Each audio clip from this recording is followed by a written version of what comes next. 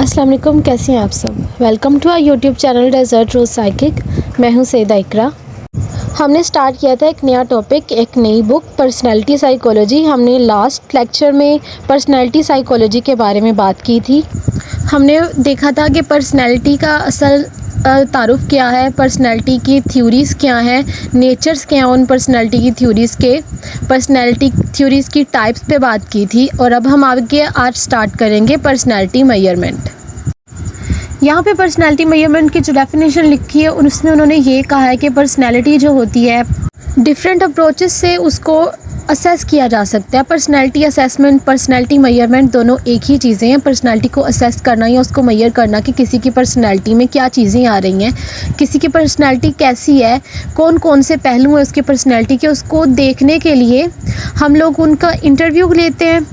उनकी मतलब कुछ रेटिंग स्केल्स होते हैं, साइकोलॉजिकल रेटिंग स्केल्स होते हैं, उनको यूज़ करते हैं। सेल्फ रिपोर्ट होती, पर्सनैलिटी इन्वेंट्रीज होती हैं, प्रोजेक्टिव टेक्निक्स होती हैं और बिहेवियरल ऑब्जर्वेशन भी होती है। जैसे कि हम लोग बिहेवियरल ऑब्जर्वेशन में ये चीज़ ले लें कि हम किसी के सामने बैठे हुए उसको ऑब्ज़र्व करें, उसका बिहेवियर देख रहे हैं कि किस तरह का है।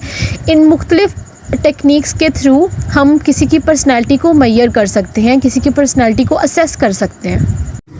आगे बात तो हो रही है एम्स ऑफ पर्सनैलिटी असेसमेंट की। पर्सनैलिटी असेसमेंट जो है वो उनका एम्स क्या है, क्यों असेस किया जाता है पर्सनैलिटी को।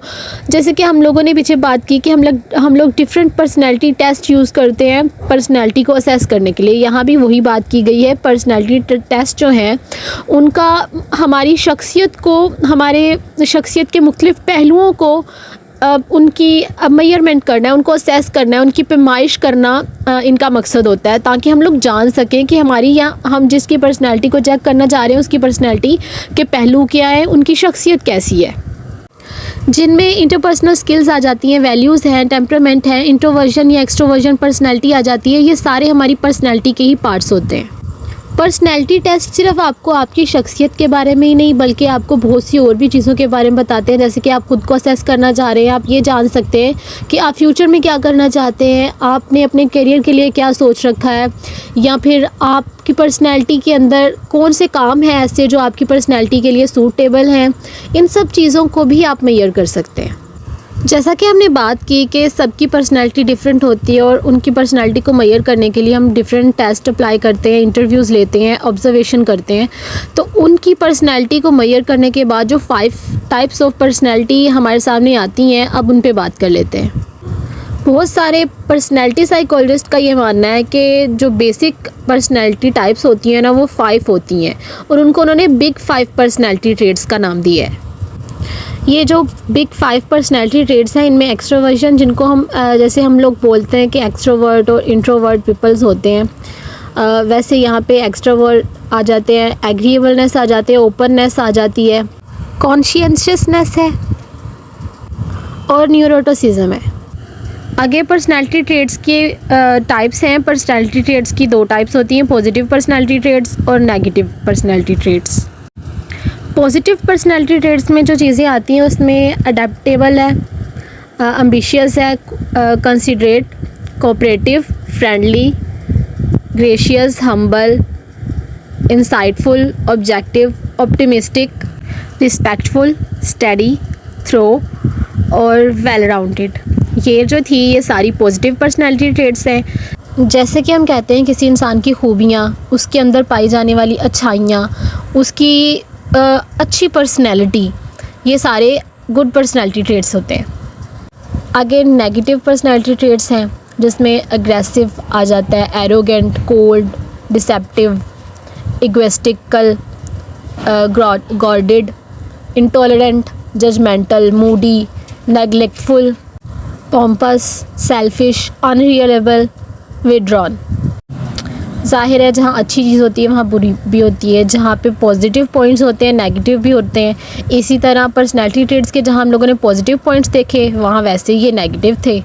आगे हम लोग बात करते हैं अब हमारे मेथड्स की कि हम किन किन मेथड्स के थ्रू पर्सनैलिटी को मेजर कर सकते हैं। पर्सनैलिटी को मेजर करने के लिए जो 4 मेथड्स इस्तेमाल किए जाते हैं उनमें जो टॉप 4 मेथड्स हैं वो सब्जेक्टिव मेथड है, ऑब्जेक्टिव मेथड है, प्रोजेक्टिव मेथड है और साइकोएनालिटिक मेथड है। ये 4 types of methods personality assessment के जो मेथड हैं इनको हर साइकोलॉजी स्टूडेंट अच्छे से जानता होगा, जिन्होंने टेस्टिंग बहुत अच्छे से पढ़ी हो, जो टेस्टिंग को जानते हैं कि हम लोग कौन कौन से पर्सनैलिटी टेस्ट इस्तेमाल करते हैं, सब्जेक्टिव में कौन से आते हैं, ऑब्जेक्टिव में कौन से आते हैं, प्रोजेक्टिव में कौन से आते हैं और साइकोएनालिटिक क्या चीज़ है। फिर भी हम इसको आपको बताते हैं कि इनमें कौन कौन से पर्सनैलिटी टेस्ट आते हैं।